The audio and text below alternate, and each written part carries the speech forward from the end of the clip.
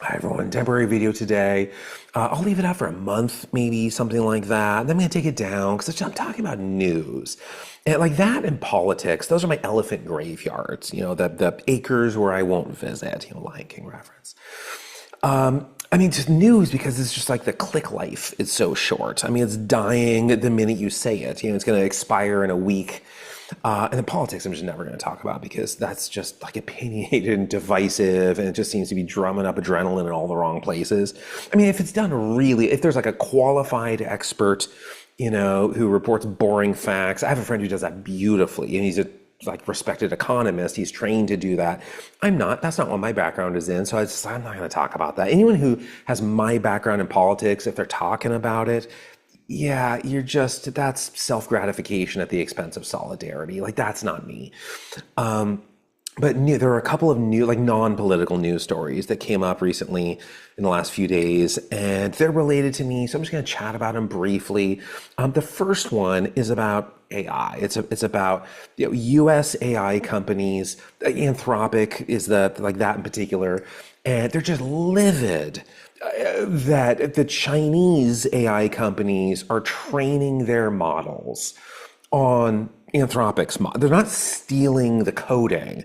It's not like a hacker going in. It's just they're having their AI systems use Anthropic system in bulk. It's just to figure out its patterns, how it does, what it does, and then it makes its own thing, based on that. And Anthropic wants like reparations. They want justice, for this level of criminality. It just cannot be excused. We have gone too far with it. Like, okay, but that's exactly what Anthropic et al., all of these companies have been doing to artists the entire time. That's their entire business model. That's how they operate. It's exactly what they do. So it's just the irony is spectacular here. It's so delusional. I just find it so pathetic. And for years, I've been, talking about sort of voicing my problems with AI, doing this exact same thing in the arts. I'm not averse to medicine, whatever. In the art, still to this date, I have never once, not once, have I ever accessed a chatbot of any kind. I just find the lack of humanity, and especially the outright thievery. Just egregious plagiarisms. I find it also appalling. And that's what AI is. It's a plagiarist. And so when the Chinese plagiarist plagiarizes the US plagiarist, like, now we have a problem. If it was just plagiarizing starving artists, okay, that's fine. But if you do the exact same thing to $1 trillion plagiarist of starving artists, now you've crossed a line. To me, that just feels like a sliver off the karma log that it deserves to be bludgeoned with. But that's all I have to say about that little bit of news. The next relevant to me story comes from Sony, and it's their announcement that they're canceling physical games after 2027. And people are upset. I think for good reason. I understand both sides here, but this feels like an intermediate step on the way to subscription-only services where we own nothing. And I oppose that. Just at the level of the soul and the heart and like my bones and guts and whatever, like all of me is opposed to this corporate ownership of everything while we own nothing. I don't even own a car. I borrow. So thank you, Leslie, aka LCL. And I don't own this house. I rent.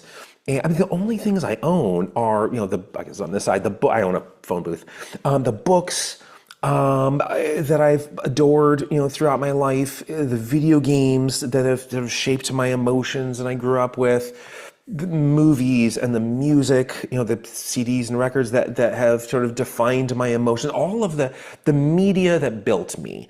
That built my worldview and my memories. Yeah, I own that stuff, but all of that seems like it's transitioning to a streaming only model, and that makes me slightly sad. I mean, I've talked about the joy of, like childhood birthdays and Christmases and whatevers. And I talked about getting, books and, video games and movies and CDs in my stockings, and how magical that was. I mean, among the peaks of human emotion was Christmas at my grandma's house. And if the AI experiment goes well, if it goes according to the best case scenario, in like 2 decades, we're going to be living in corporate issued dorm rooms and eating like corporate issued rations. And, our like non-comestible consumption, our entertainment, again, it's on this side, our entertainments are just going to be like, corporate issued, it's like propaganda probably, like in the way that like AI is always the good guy in movies now, where like historically it was always the bad guy because that's way more realistic. Anyway, I think it's reasonable that people are upset with Sony, but the reaction that this is going to hurt Sony, right? It's going to hurt them, like phone with your wallets, or like boycott Sony, or like they're going to ruin the day. They abandoned physical media. Like these reactions, like I'm not buying it. It just sounds so foolish to me, because Sony employs marketing analysts. And like earlier, I talked to my friend Bill, who's so articulate in explaining politics because he's an economist and he really understands these things. Sony's market analysts, they are 1,000 times more educated in how the economy works, this particular economy. And they have 1,000 times as much information as we have. So pretending like we know better than the most informed people on the planet that's like sitting at home on the sofa, with no experience in the coaching some sport and criticizing the most elite coaches, like on TV in whatever world, event. Like we know more about strategizing victory and, calling them out on their bad plays. I mean, that's what it sounds like. And I know Sony will lose some money on the sentimentalist, me included. I would be, but there aren't enough me's in the world to matter. The army of nostalgists is not mighty enough to topple the hordes, the ranks, the masses of conveniencists. So Sony's going to come out ahead.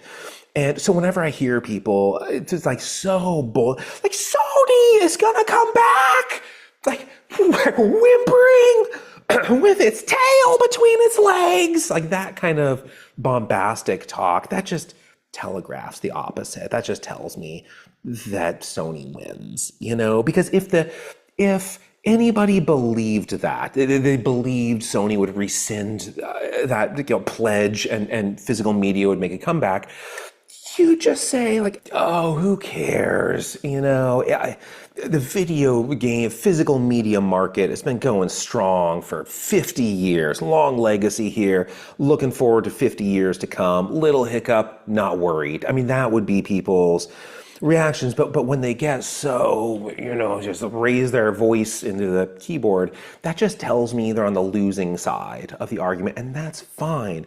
I'm on the losing side. I think that's a perfectly reasonable. I would rather be on the losing side of a good cause than the winning side of a bad cause. And among all these causes, I think really what we're all talking about is this, I've talked about it before, the eternal war between money and art. I mean, this is Capulets and Montagues. I mean, this is as old as art. Is there occasionally a successful pairing? Sure. Viable offspring in a Zelda or a Mario or something like that. But usually, if you try to pair the two, at least one of them winds up dead, and it's almost always art. Anyway, let's make this about me and my novel series, The Crown and the Cage God. This is book one, part one. You can see right between my face and the book, there's the same cover. This is the paperback, that's the hardback. The second installment in the series, book 1, part 2, this is also paperback and hardback, and neither volume exists in an ebook format. There is no electronic version of the book, because if you care about art, it's part of your identity, and nobody streams their identity, right? Where the host, whether it's Netflix, it's Amazon, it's Hulu, it's fill in the blank plus, where they can just delete the video, the movie, the song, whatever, at any time. Or worse, change it. I mean, if people are going to modify the visual imagery or dialogue or, I don't know, maybe lyrics or whatever it is to conform to today's cultural values, that's going to keep changing. I mean, cultural norms are every bit as fickle as any other fashion. And you're going to have to change that book. I would just rather be deleted. Just don't even pretend it's the same book. Just delete it. And so I don't have an ebook version. Now, I will do in the future an audiobook, because that is a different form of art as long as a human is doing it. And some people can't consume physical. It's not just blindness. There's a million physical limitations that would be barriers to consume. But in an ebook where it's just a screen version that people stream and they pretend they like, no thanks. Yeah, I'm not doing that. Like, well, that's the version I want. Like, yeah, then don't read it. You don't have to read it. Like, if you're not gonna read it right, yeah, don't read it at all. It's fine. It doesn't hurt my feelings. Okay, last topic of the day. If you want to come meet me and pick up one of my books, the physical, like a real book, in person, and I'll sign it, I'll inscribe it to you, and we get to talk to each other, and I get to learn about you. You can find me at the Canterbury Renaissance Fair. Those details I'll make available. I've done this one in the past. It's amazing. The people are so wonderful and kind. The forest that it's in is something close to magical. I mean, people have amazing time here, and I did too. And so I'm doing this again. I have a booth. I invite you to come, to accompany me there. And I will give my parting hopes to you live, like in person, if you come to the Renaissance Fair. But for people who aren't coming, I hope you have like art, like real art, like to have and to hold that level of art in your life. And so it doesn't just get deleted or changed or somehow sort of evaporated, with a cloud, and your identity stays put. Okay, I'll see you next time.